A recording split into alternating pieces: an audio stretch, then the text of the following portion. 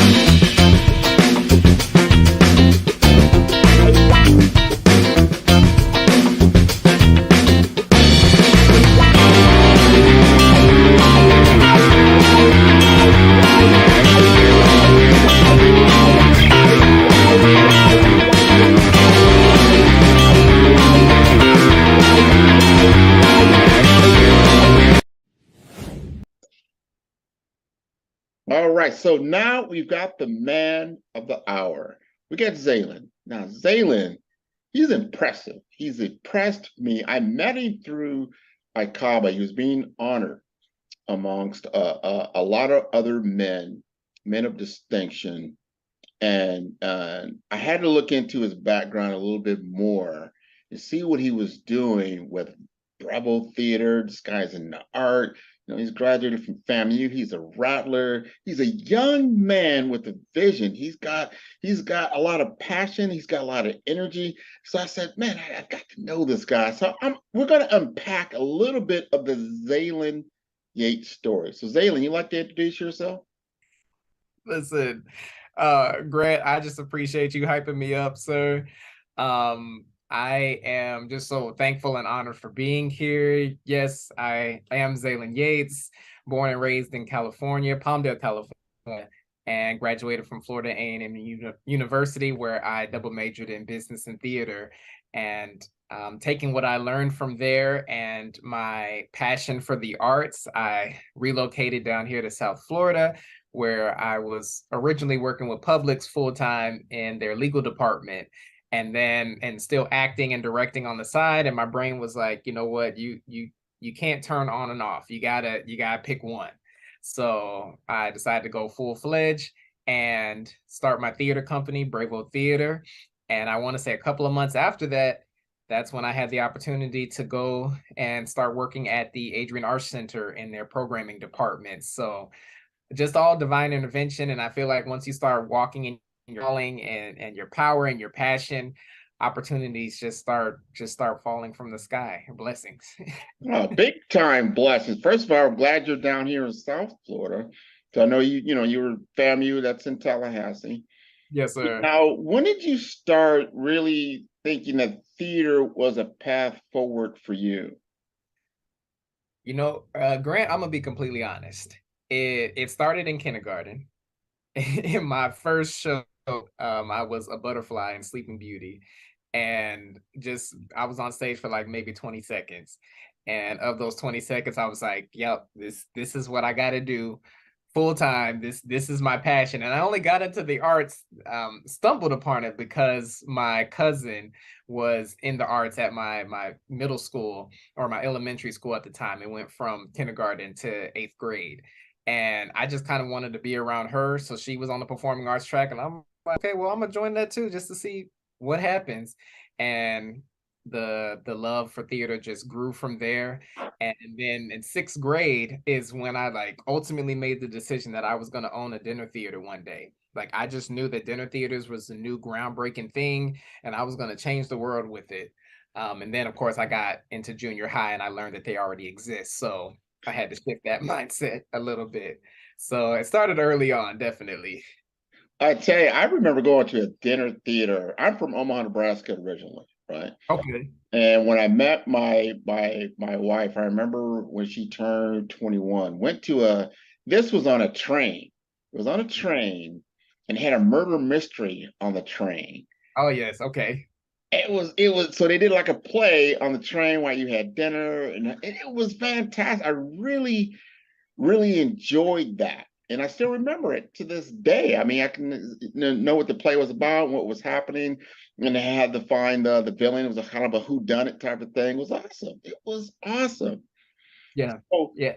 I want to say that Medieval Times was my first true experience of a dinner theater. I know they have one, I believe still in, I think, Orlando.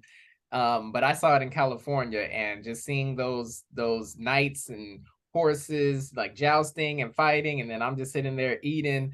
I was like, oh my goodness, this is amazing. Why don't more of these exist?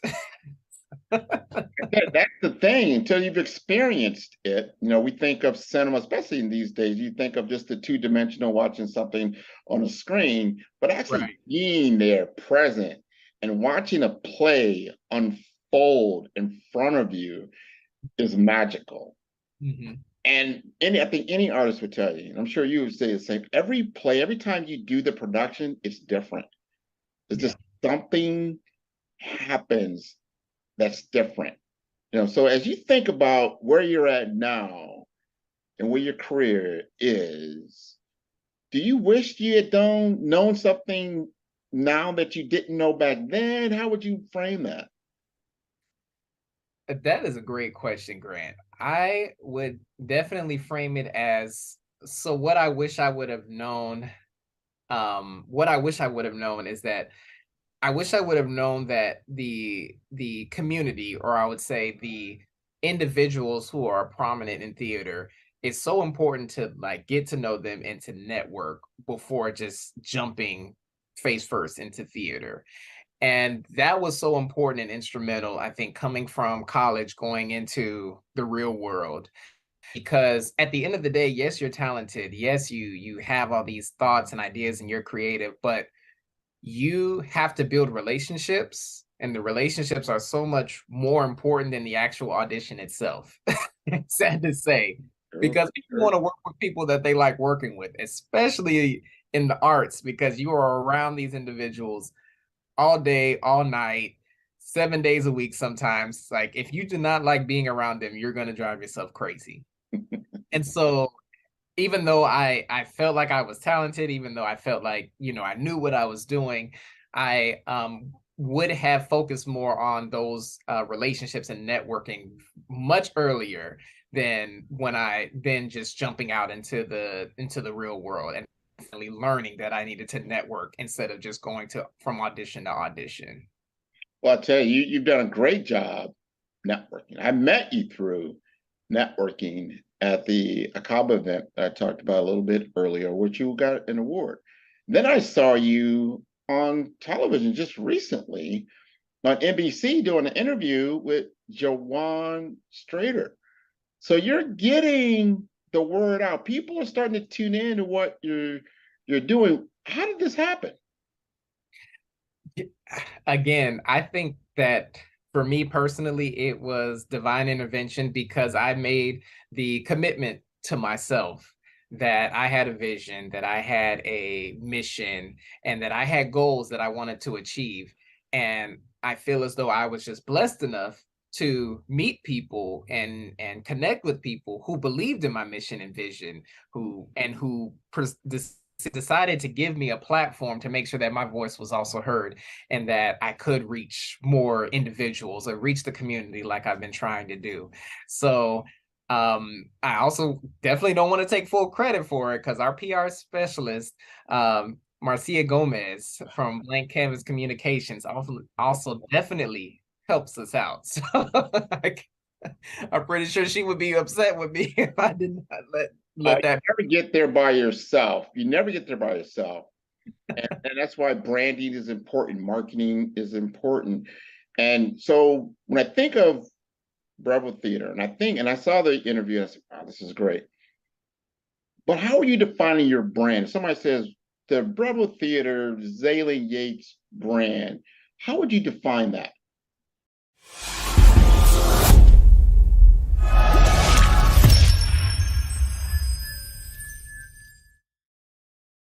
Greetings and humble salutations. I am Zaylin Yates, and I am so excited to announce the official unveiling of Bravo Theater.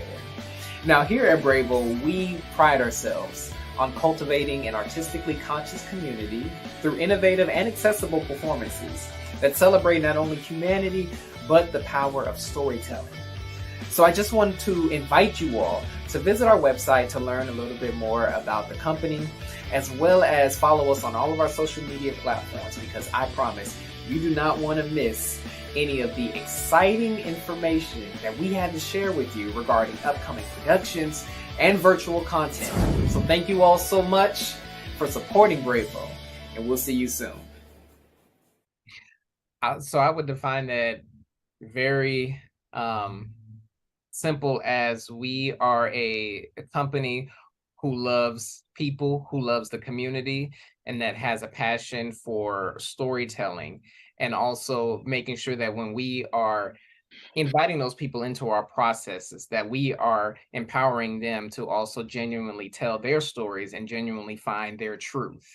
And so what I found through my time of auditioning or bringing in people and working with these different artists, the directing was kind of the vacation, honestly. More so the audition and the process is the hard part, because that's where you're really getting to know these individuals. That's where they're getting to know you, trying to figure out if they can even trust you to take them through this journey in the play or in the process. And so I always felt like I needed to put emphasis on the process, because if I genuinely love on these individuals and I genuinely pull out their talents and their passion, and they get connected with the text, then presenting the character on stage is a piece of cake, because we've already done the hard work. Yeah. And so the final product, I'll say, that the audience gets to see is just a labor of love. It is a piece of, I would say, teamwork, and it is a collaborative environment that you are ultimately seeing on stage. It's not just my vision. It's not just the costumer's vision. It's not just the lighting designer. It's everyone coming together and deciding that we are going to genuinely tell this story and bring this quality product to you all, and hopefully invite you all into our process and into our stories, so that you feel either changed or it will evoke some type of conversation after it. No, you've evoked a lot of conversation, I'll tell you. But I want to understand one more thing about yourself, is that are you the producer? Are you the director? Are you many hats? Define your role for me. Whew. Grant, I wish that I could just say that I was one thing, if I'm being completely honest. So on paper, I am the founding managing director. And so, but I'm also whatever I need to be in the moment to make sure that the job gets done. So sometimes I'm the managing director and I'm looking at budgets, and other times I'm the grant writer writing grants. Sometimes I'm the director directing the shows, auditioning, finding people, finding talent. Sometimes I'm the costume designer along with my producing artistic director, Terrence Pride. Sometimes I'm the lighting designer. And I'm working with the technical director to figure out figure out how we're gonna light a show. So I kind of just jump in wherever work needs to get done. Of course, the goal is that I don't have to wear all these hats because I really find a love and a passion for empowering others. And like I said, bringing out that talent and expertise of my teammates and my colleagues. So the goal is to build a really strong team so that I can, disseminate some of these job duties and whatnot, but still make sure everything gets done to the highest quality and caliber that I would like. Let me ask you this. Yeah, I know you were such, you had the Adrian Arts, you're doing some work with them, you have Bravo Theater.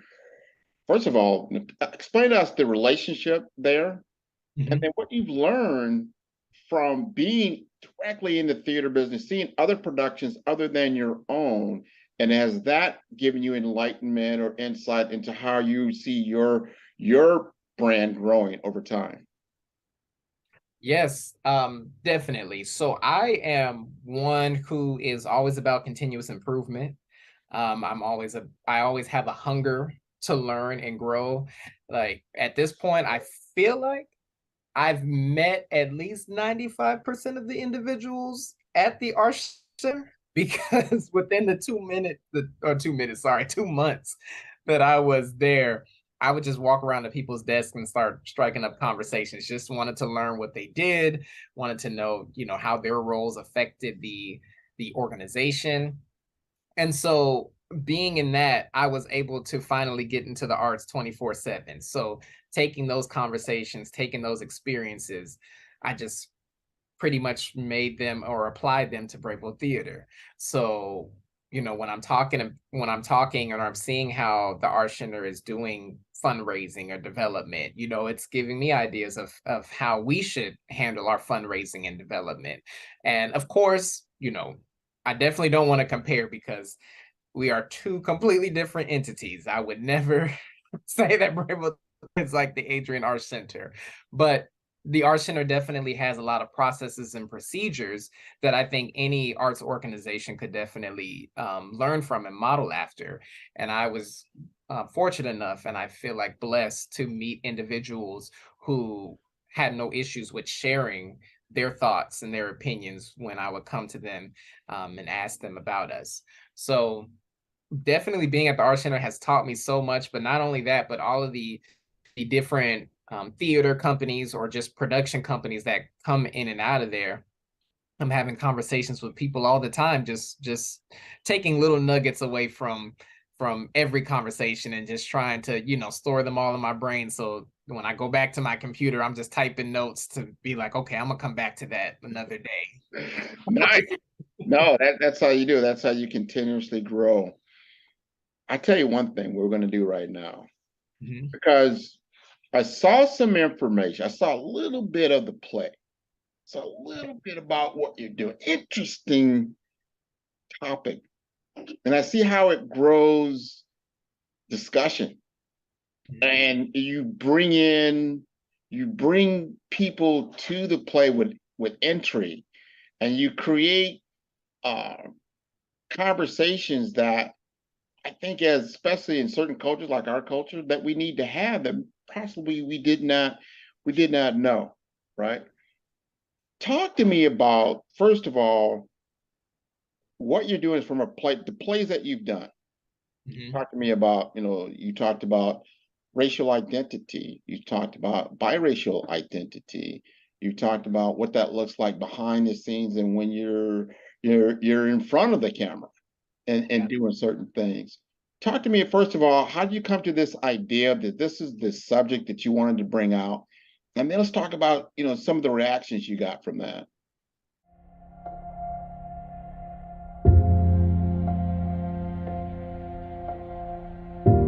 Hello, I'm TM Pride, Director of American Sun, presented by Bravo Theater. My approach to this particular story, written by Christopher Damos Brown, stems from the root of the American narrative, which is identity, racial identity, and what the conversation is like when the individual is biracial. And so what are the questions that we have to ask ourselves as an individual, as parents, as a society, when individuals are identified as biracial and they're faced with, this harsh expectation to only identify with one side of themselves, not being able to show up in the fullness of who you are, being both Black and white, and what exactly, that journey looks like. As Officer Paul Larkins in The American Son, I would have to say that The American Son is me. Big, blue eyes, blonde hair, white, come from a family of government officials. And the only thing that matters is my knowledge and my perception of how I see things and my experiences. The American son is one who understands and is born understanding the values of tradition, family, and integrity. He understands that respect is not a thing that is given, it is earned, and it is only earned when one has put their best foot forward. The American son understands that he has been given everything he needs to succeed in life and to accomplish his goals. In fact, to succeed in his goals, all an American son needs to do is walk up to life, look it straight in the eye, and give him a firm handshake. The meaning of the American son is an extension of me, sometimes misunderstood and defined by the world around him. He can be fragile and complicated, but he is also beautiful and resilient. Can't wait to see you at the Little Haiti Cultural Center with our new dates, February 19th and 20th. Please visit BrevoTheater.org for ticket information. See you there. So there you all have it. Thank you, thank you, thank you. Go get your tickets now at BravoTheater.org. The show is February 19th and the 20th. On the 19th, it's at 7 p.m. And on the 20th, that Sunday, is at 5 p.m. Followed by, immediately after the show, followed by a talk back with the one and only playwright himself, Christopher Damos Brown, and the rest of the cast. Come join us, join in on the dialogue. Let's have a conversation. Come to the table. We'll see you there. Yeah. So first off, Bravo Theater, we started during the pandemic, and we started with our virtual content that we entitled Protest Art. And so the protest art stemmed from all of the racial injustice that was going on at the time. And we felt like the news was all painting each of these individuals in a negative light, for whatever reason, whether it was Breonna Taylor, Tamir Rice, George Floyd. So every single time we heard a new news report on them, we just kept asking ourselves, well, what about their side? Or what would they be saying about this if they were here with us today? And so going back to that whole, the power of storytelling and having that passion for everyone and all human beings, we decided to label it protest art, and we used music, dancing, theater, poetry to essentially interpret what their side would have been, or what they may have said had they been here, or what they were feeling during that situation. So that's where we started at. And then again, there's so much talk around racism during that time that we just started asking ourselves, we talk a lot about race, but is anyone talking about just biracial identity? And so as we're sitting and talking, we're like, we haven't heard a lot of conversations about that. How about we have a conversation about that as well? Let's just throw that in the mix since we're talking about race. And so that's where our first live season of production started, and we entitled it Between Two Worlds. And we produced American Son by Christopher Damos Brown back in February of 2022, and also did a talk back with him entitled Two Shades of Black, an exploration of biracial identity. And then we presented Funny House of a Negro by Adrian Kennedy. Sorry, the incomparable Adrian Kennedy, amazing playwright. Yeah. October, and then we did a symposium along with that stemmed from our season header, Between Two Worlds. And so, like I said, those conversations, those two plays came into fruition because we wanted to find plays that would help us drive home this talk of biracial identity. Well, I tell you, when I first saw that, it brought back for me memories of Spike Lee's production. You know, this was a film and a movie and all thing, but they kind of touched on that whole, I think it's called School Days, right? School Days Yes, sir. back at a HBCU, and they were showing this dynamic. And I was like, you know, and for me, I grew up in a family of many different shades of hue, of color, right? You know, my grandmother was very fair skinned. She, you know, if you probably saw her on the street, you probably think she was white. Then I had, you know, uncles and grandfathers, they looked very, very dark, like Richard Roundtree dark, right? So, and then everything in between. So we never really had discernment around that, you know, like light skin, black skin, that was really not a conversation. But as I grew up and I started to meet other people, and I started to see how they grew up, and it was different because we're not even talking about different shades of Black people, African Americans, but also actual biracial. You know, you had a white mother or a Black father or vice versa. My own children are, you know, Native American and I'm Black, but it's a different cultural experience, you know, depending on what the mixture is. What kind of conversations that you had, like I said, after you've done the play and people were like still, you know, tuned in? What kind of conversations were you having that came back from the audience? Well, first off, I'll say I'll use the term impactful to start off. It was such a refreshing, I would say, environment in both of our talks that we did, in the talk back with American Son and then the symposium with Funny House of a Negro, where the audience members who came, they were just ready to learn. They were just ready to hear. And I just love that the audience was diverse. It's not like we had all Black people there. We had white people there. We had Hispanic people there. We had Black people there. But we were all in agreement that we were here because we either wanted to learn or we felt like they felt like they could contribute to the conversation, which is exactly what we want. And so I know I'm digressing just a little bit, but that's an emphasis that I like to on us, is that yes, myself and Terrence, Bravo Theater is Black owned, and we do take pride in Black programming, but we don't want to exclude anybody from the community.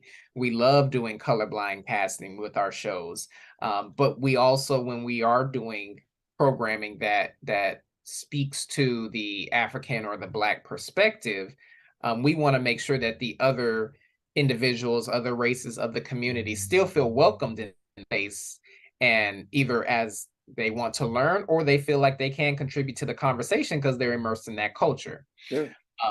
So I just want to throw that out there as well, make sure everybody knows.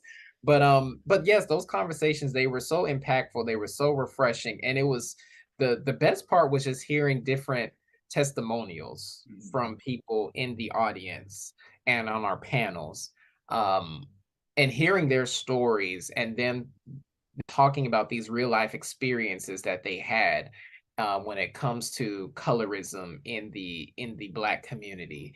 And so, speaking on American Son, one thing that we really wanted to focus on, and that is, of course, if you know no one's familiar with the play, you have, of course, a Black woman, the mother, and you have her husband, who is a white male, and they have a biracial son who they are waiting in the police station to figure out basically what has happened to their son, because he was stopped at a stop sign by a police officer. And so even though it's very easy to put an emphasis on the relationship of the husband and the ex-husband, ex-wife, because they were not married anymore. We really wanted to highlight the son.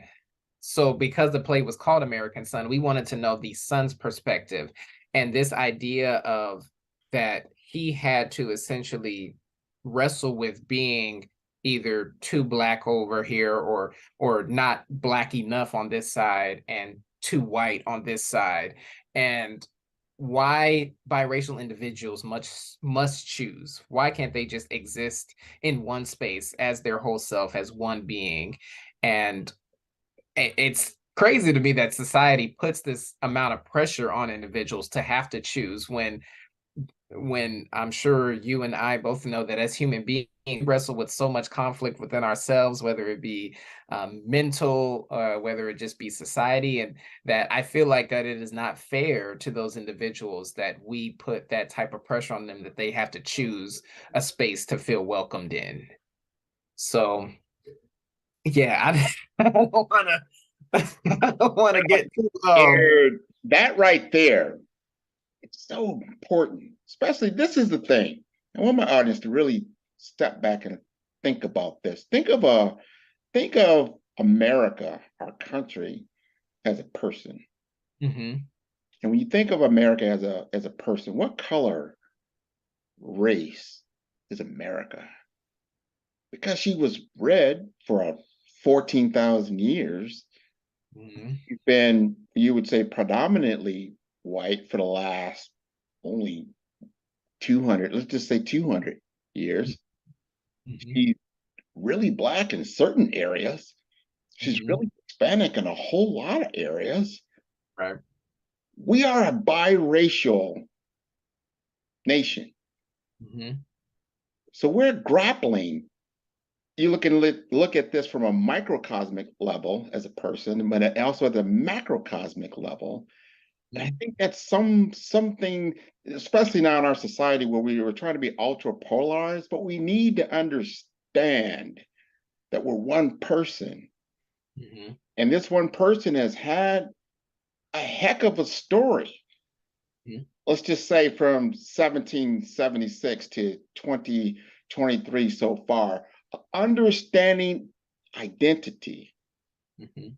Who am I? Because right now we do have a portion of our society that is totally, we have people of color, that's what we call it now. That means you could be black, Hispanic, Asian, and Right. all kinds of other. And then you have the other. Who's this other? And it used to be when I was growing up, that was a big population of just white male authority. Let's just call it just like that. Well, that white male authority has dwindled in size to where now this whole other identity is equal to or even greater than from a population standpoint.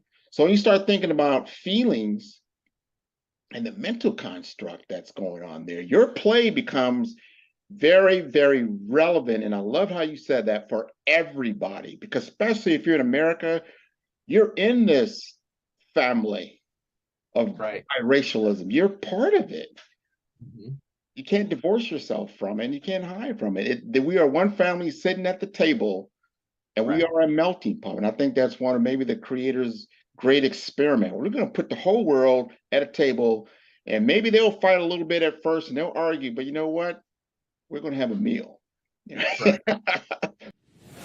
5-Star BDM, Brand Development Masters, is a professional consulting and advisory group keenly focused on business development services for the small to mid-sized business and entrepreneurs.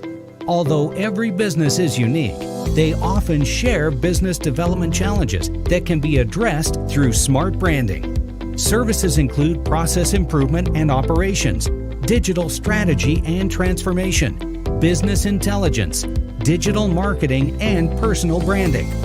Our business and personal branding company has helped a number of professionals and organizations to optimize and grow. This results in more business, more opportunities, better reach, positive outcomes. Visit www.5starbdm.com today to learn more.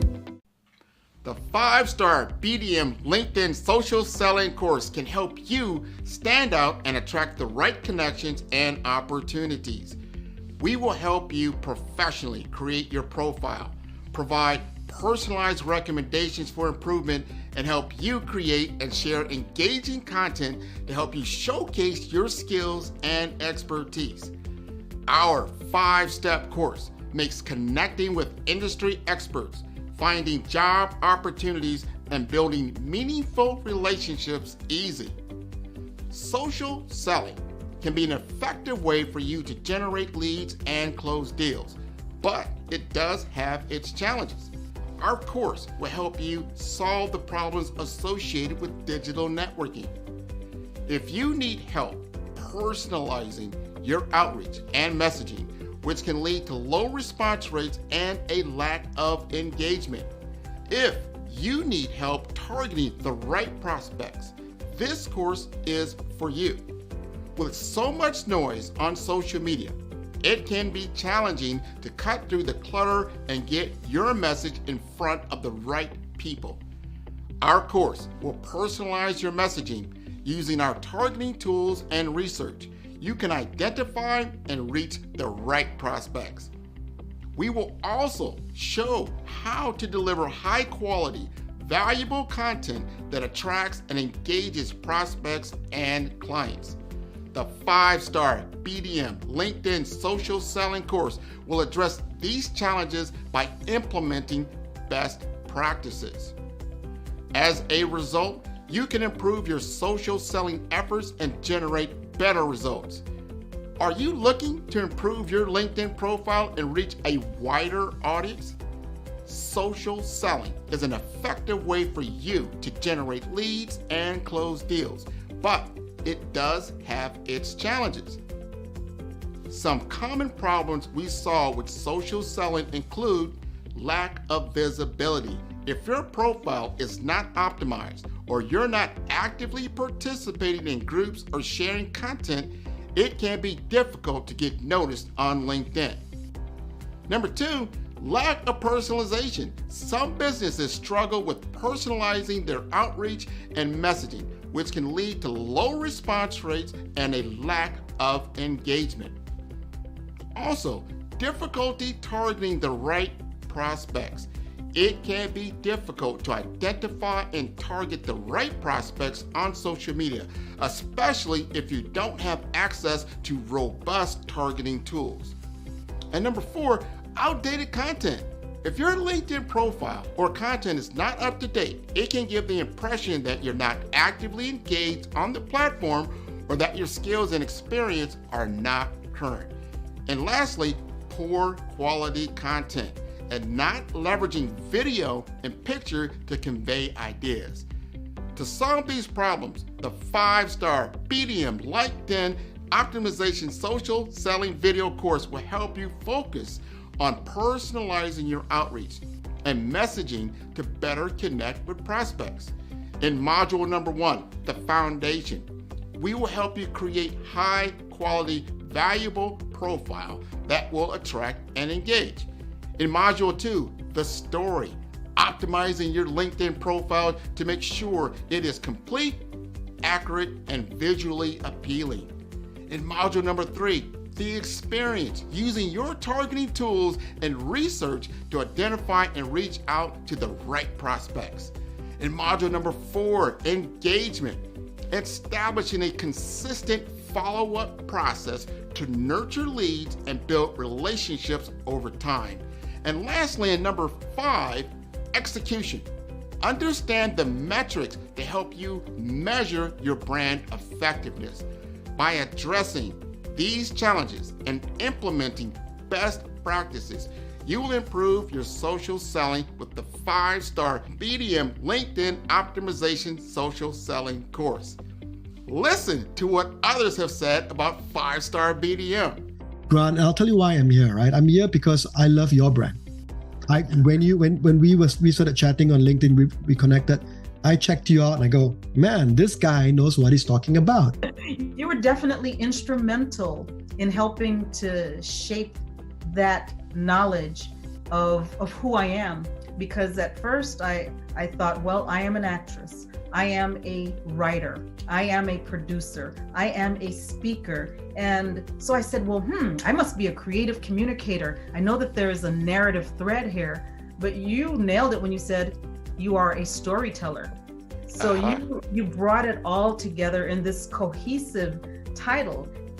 Sign up today to improve your social selling opportunities. What do you think about that?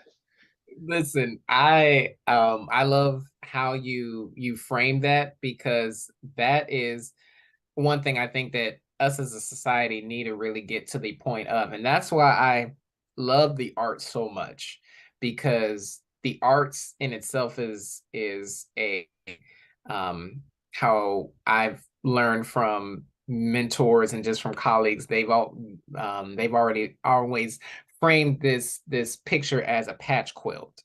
So instead of a melting pot where you're kind of dumping everything and mixing it all together, a patch quilt. And again, I don't want to take the term from anybody. One of my mentors, Mr. Mo Beasley, amazing actor and spoken word artist, told me this when we were talking in one of our mini talks. And he said a patch quilt is pretty much where it allows each of us to take our authentic self and still come together and be sewn together to create this beautiful overall picture. So it's not that you're taking yourself and you're mixing it with somebody else, or you're changing who you are.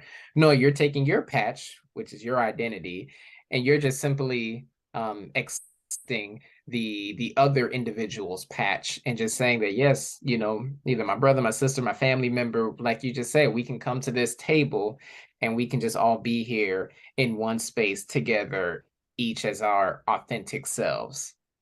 Yeah. And it I feel like if we just allow that to happen as a society, if we just truly accept everyone for who they are without judging or what have you, then we wouldn't run into a lot of the issues that we have. And like I said, just bringing back to the biracial, we wouldn't be putting this pressure on these individuals to where they feel like they need to choose just to exist or be their authentic selves. And you really saw that in Funny House of a Negro, because that avant-garde show literally is illustrating the mental turmoil that a Black girl or biracial girl is going through, so much to the point where she feels as though her Black side is evil, and she has created these characters in her mind. She takes on this kind of schizophrenia where she creates these different individuals who she sees as like white figures to essentially help get rid of her Blackness. And you know, if it's okay to spoil the play or what have you, this young girl, she essentially ends up committing suicide at the end by hanging herself, because she essentially determines in her mind that she cannot exist as her full self because she cannot get rid of her Blackness. And the only way that she can essentially ascend to this overall this higher white status is essentially by getting rid of who she is, ultimately killing herself. So yeah, it wasn't a lot of lighthearted plays. But this is the reality. These are not, what do you call it, Shakespearean endings. It doesn't always end with the beautiful and right off in the sunset and the rainbow. No, this is why we have to talk about these things, because it's important. We as a society need to understand. You can't, she probably was holding on possibly to an old image of the 1950s, of looking at, white people at their, quote unquote, almost height in this country. Everything is just beautiful. And the version of Black people, especially for a long time after slavery, was the Jim Crow image. And if anybody's ever really looked at what a Jim Crow image is, it's not a pleasant something you would look up to type of image, right? So how does that change? How do you morph? And then if you're a product, and as our nation is, we are a product of this. Mhm. How do we redefine the character? Mhm. How do we redefine so we don't end up in a self-destructive Mhm. mode? That Mhm. is so powerful. That is so powerful.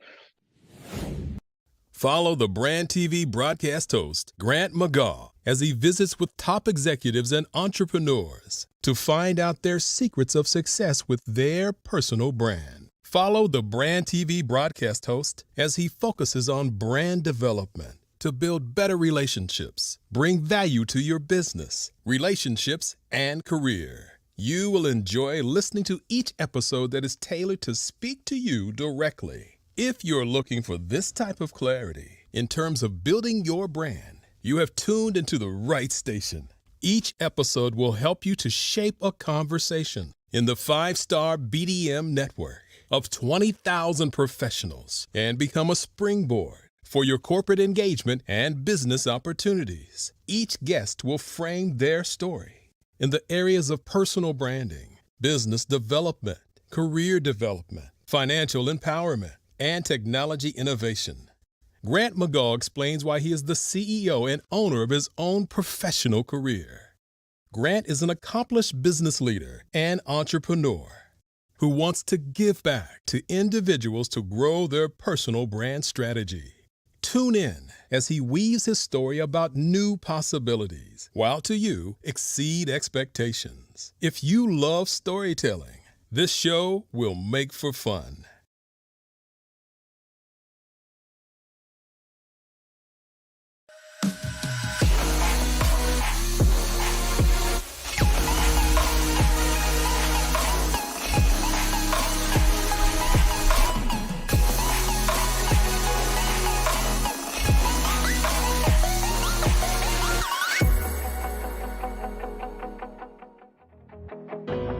I am Black business. From the moment I wake until the time I sleep, I am Black business. I am Black business. Are you Black business? I am Black business. Do you support Black businesses? I support Black business because I am Black business. Black Business Expo, one of the largest business showcases in the history of Black business in the world. Sign up today at www.blackbusinessexpousa.com or call 919-308-9090. I am Black business.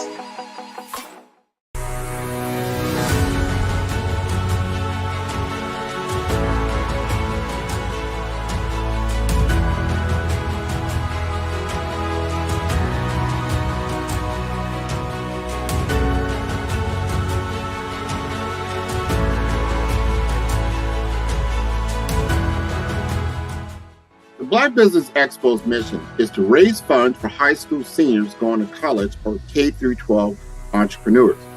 This expo is a fundraiser for students. Please, you may go to www.blackbusinessexpousa.com to donate to the scholarship fund or use the Cash App at $BBXUSA. Our goal is to give laptops and up to $5,000 to 10 students. Students can register online at www.blackbusinessexpousa.com. Every dollar counts. Please donate to the Black Business Expo USA Scholarship Fund.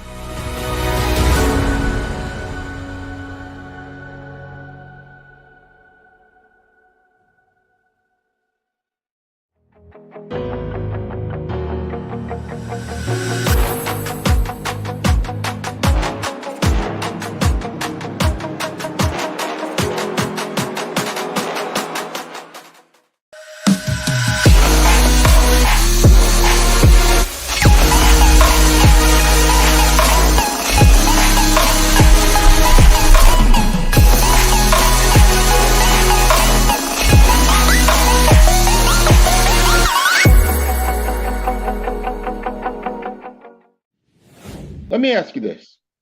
We're getting toward the end, Okay. and this has been great. Now I got to go see more of your stuff. So tell us what you got going on. What's going on? What's coming up for you? Ooh, listen, I feel like there's never not. I know that was a double negative, so forgive me for my bad grammar. There's never something going on. Like, that's how intense I have to say it. If we have our for our 2023 season, we have our Freshly Rooted series that we are just starting, and we entitled it Freshly Rooted because we wanted it to be just that. We wanted it to be rooted in the community, where we are presenting new works by playwrights that have not been presented before, and essentially allowing them to be read in front of an audience so that they can get, live reaction, feedback. And we're also going to be having a session that we entitled Pour It Out, which is another collaborative environment where we'll be essentially having playwrights come in and also give their perspectives on the plays presented. And so we're excited because this first one it's happening at the end of March at the Artsy Gallery, and we're presenting some plays by Michael Oatman, and actually 4 different plays: The Benediction, Not a Uterus in Sight, The Slap, and Far from a Distant Shore. And so I'm excited to see some people's reactions. Just to give you a little taste, one of the plays, The Slap, is a touch on the love triangle between Will Jada and Tupac Shakur. So we're gonna be going into it's gonna be opening our, how should I say, overall theme for 2 of our plays. So because we're really wanting to focus on the Black male community and the how should I say, the mental state of the Black male. So wanting to highlight those ideas of Black males always having that stigma of needing to be strong, that we can't be weak, that we always have to be the provider, protector, that we can't be emotional. So all of the shows that we're going to be presenting will touch a little bit on it. So that'll be Freshly Rooted. Then in June, we're going to be in partnership with Island City Stage. We'll be presenting The Brother's Size, where we'll also go into our talk back, focusing on the Black male community. And then have our summer camp that will be presenting Young, Gifted, and Brave Theater for Youth in partnership with St. Thomas University. That's finally where we'll get lighthearted. It's not not gonna be too intense there. Oh. So that'll be our summer camp, and then we'll be presenting our first musical, Five Guys Named Mo, in November. So it's a lot of different projects going on, and then of course in between there we're all doing some more virtual programming for our online Bravo Black Box as well. So again, just being able to be in a space where we can authentically create without any, how should I say, barriers, because it is our pieces that we're presenting. We're curating the themes and what have you in the season. But I just want to say I feel so grateful and thankful to be in a community that has embraced us and is wanting to help us in any shape and form. So we've developed so many partnerships, so many sponsorships within this 1 year. So I can't say, thank you enough to the community. Absolutely. Now, so this is all in South Florida. Your plays are all in South Florida? Mm-hmm. Yes, sir. And is that in North Miami-Dade? Is it all over? Is it in Broward County? Give me some addresses. Yes. So, well, I'll say, long story short, we did have a residency at the Little Haiti Cultural Center in Miami, Florida. Yeah. But because of some, how should I say, city issues or building issues, we're no longer there. We could not present programming there. So it was a blessing and a curse, where we thought we had space, and then we were forced to go and start doing some more networking. So primarily all of our programming was in Miami, but since that has happened, it had us expand to Broward. So the readings will take place in Miami, but the play in June will be at Wilton Manors. The summer camp will be in Miami, and then most likely our musical will also be in Broward. Okay. So Jumping back and forth. I live on the county line, so I love that. Yeah, we're not trying to go too far, just so that people don't get too confused with us. But Grant, I would tell you that going through this, I had in our long-term plan to have a building and a space in 10 years. And I was telling Terrence that we needed to make this happen in less than 5 at this point. Because put it out there. We want to know this is good content. I hear so many times people talk about the content that they're getting on regular television and some other things, and that this is good content. This is something that you can really sink your teeth into, no matter your age, no matter your background. Like, all right, let's have a discussion. Then you can get ideas of how we move this forward. We're probably almost coming full circle. When people really getting into plays, you start thinking Broadway. People are going to these because it's intense. And you cannot get the same intensity and passion out of this. The difference between reading a book or seeing on television. When you go to a play, and what we described even earlier in our discussion, talking about a dinner play. Wow, what a great way to spend a date, isn't it? Oh yes. Listen, we've already started thinking about 2024. So if all goes well, we'll be ready to produce our first full dinner theater show in 2024. So yes, we're really excited about that. If you didn't give us, please give us how to contact you, your website, email, that type of thing. Yes. Please, for all upcoming show information and details, visit Brevo Theater. That's BREVO Theater, THEATRE.org. And we're also excited because we're revamping our website, which should be unveiling in the next couple of weeks. And of course, also follow us on Facebook at Brevo Theater, Instagram, Brevo_theater, and also Twitter. We got some great stuff coming, so we just want to invite everybody along for the ride and enjoy some quality theater. Well, I will be there. I'll definitely be going there, and I encourage your audience and our entire audience to view all our shows and go to our YouTube channel and follow the brand TV series, and then go to my website to see everything we're doing from our podcast perspective, also our live TV show, and that is at 5-Star BDM, and that's B for brand, D for development, Infomasters.com. Zaylin, this has been wonderful. Thanks so much for sharing your story with us. No, thank you for just providing me this platform for, again, for my voice to be heard, for us to get our content out there. So many thanks, and I'm honored. Thank you. Take care of yourself. Thank you. You as well, sir. Bye-bye. Bye-bye. Tune in for our next show or click on our website at www.5starbdm/followthebrandtv. Thank you.